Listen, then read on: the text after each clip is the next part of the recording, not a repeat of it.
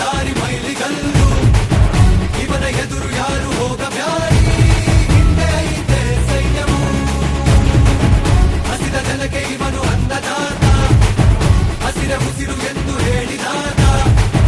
ಬಣ್ಣ ಮಗನೆ ಕೇಳೋ ನೀನೆ ಇನ್ನು ನಮ್ಮ ಹೆಮ್ಮೆ ಬಾವುಟ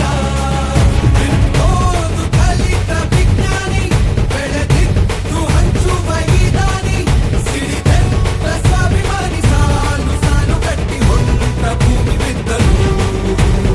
ಊರಿಗೆ ಊರೇ ಎದ್ದು ಒಟ್ಟಾಗಿ ಕೈಯಾಗಿ